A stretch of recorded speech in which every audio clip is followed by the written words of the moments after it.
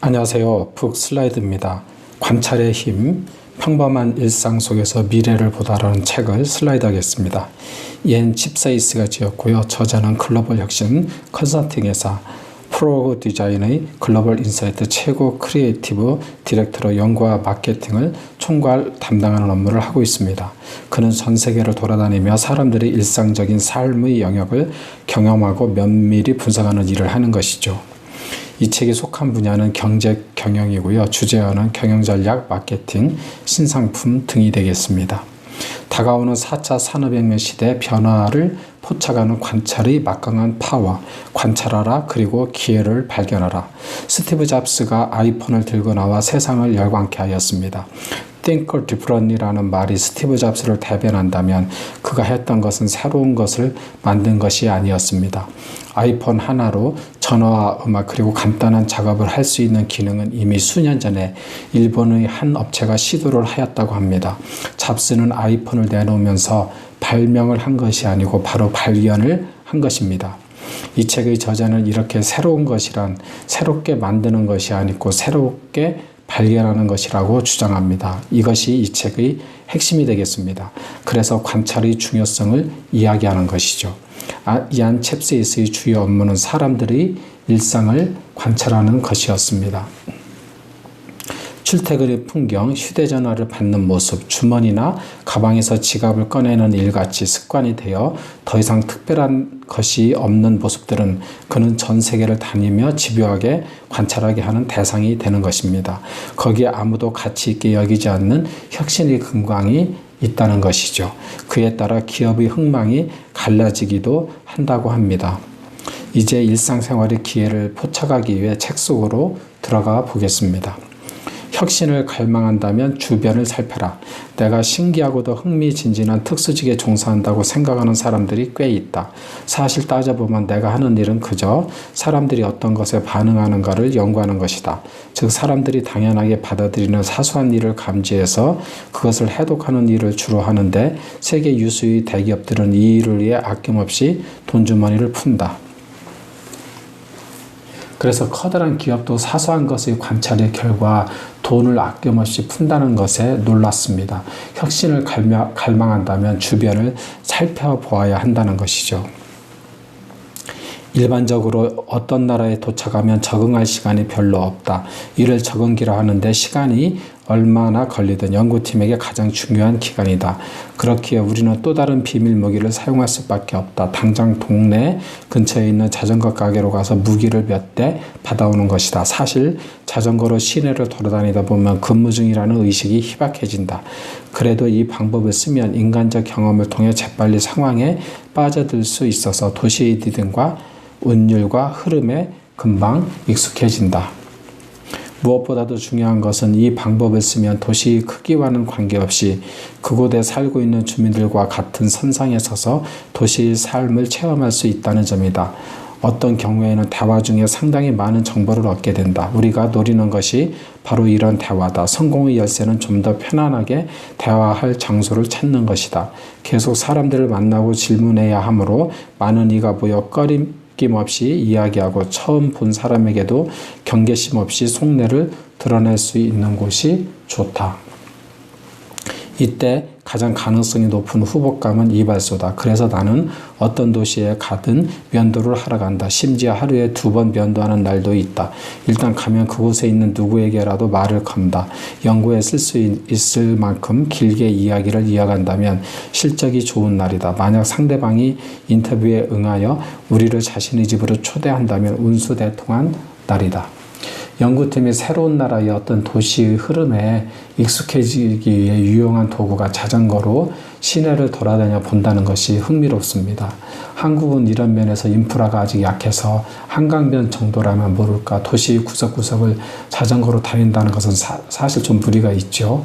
그리고 저자가 관찰이 최적의 장소로 이발소를 들었는데 택시기사는 어떨까 이런 생각도 들었습니다. 택시기사가 정보도 빠르고 시중의 여러 정보를 이발사만큼 또 잘 전달하는 직업이 아닐까 이런 생각을 합니다.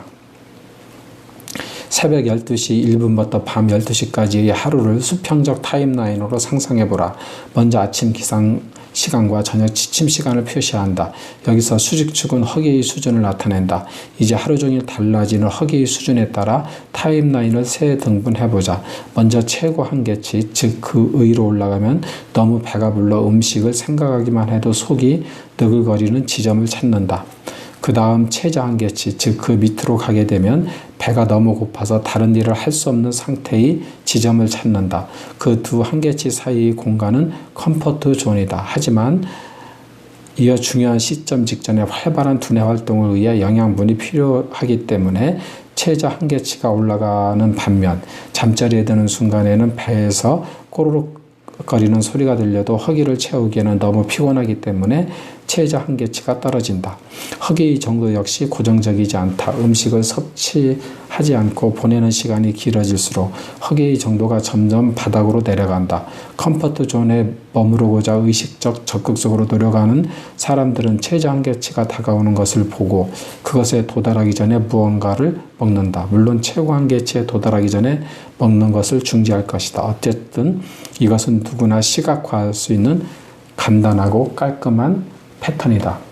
허기의 수준을 최고와 최저의 한계치로 정하고 그 한계치 사이의 공간을 컴포트 존이라 명명하는 것에 인상이 깊습니다. 이런 방법은 어디서 들어본 적이 없는 새로운 시도인 것 같습니다. 2007년에 우리는 방콕의 무더위와 굉음을 내며 달리는 오토바이 사이를 걸으면서 사람들을 인터뷰했다. 얼마 후 비교적 가난한 동네에 다다르게 되었고 청과물부터 선글라스까지 온갖 물건을 파는 노점상들로 가득한 가설 시장을 돌아다녔다. 그러다가 눈에 띄는 노점을 발견했다. 진열장 위에는 치아를 드러내고 웃는 입이 만화처럼 그려진 싸구려 마분지 카드가 나란히 놓여 있었고 그림 속 치아들에게 일제히 찻사가 끼어져 있었다.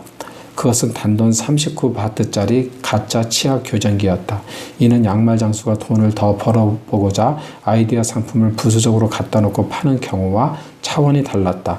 가짜 치아 교정기를 팔던 양반은 다른 상품이 없었던 것으로 미루어 보아 그것만 전문적으로 파는 듯 했고 그 수요가 상당히 큰 것으로 추정되었다. 그 노점에는 손님들이 꽤 많이 드나들었고 대부분 10대 여자아이들이었다. 입에 철조각을 끼워놓고 그 아픔과 불편함을 참아낼 정도라면 그것을 애모에 대한 정당한 투자의 대가로 생각했던 것이 아닐까 싶다. 무엇보다도 중요한 것은 착용자나 착용자의 부모가 치아 교정기 같은 사치품을 구입할 수 있는 경제적 능력이 된다는 것을 암시한다는 사실이다. 그래서 이게 그 치아 교정기가 사실은 무허가 제품이지만 그렇게 아픔을 참아낼 정도로 그 장소를 들락거릴 정도라는 거에서 저자가 이런 사치품을 구입할 경제적 능력이 된다고 암시를 받았다는 거죠. 그래서 만약에 그런 치아 교정기 같은 거를 이제 그 런칭을 한다고 하면 대박이 날 수 있는 그런 힌트를 준 것이 아닌가 이렇게 생각이 됩니다. 이런 식으로 시장 조사를 하는군요. 2006년 겨울 중국 수안성의 성도인 청도로 여행을 갔을 때 나는 함께 친구와 뒷골목을 돌면서 그 도시를 탐험했고 우연히 한 현지 남자를 만나게 되었다. 그는 오토바이 뒤에 있는 나무 상자를 열더니 다양한 종류의 성욕 개선제와 콘돔을 보여주었다. 다시 말해 현지 성인용품점인 셈이었다.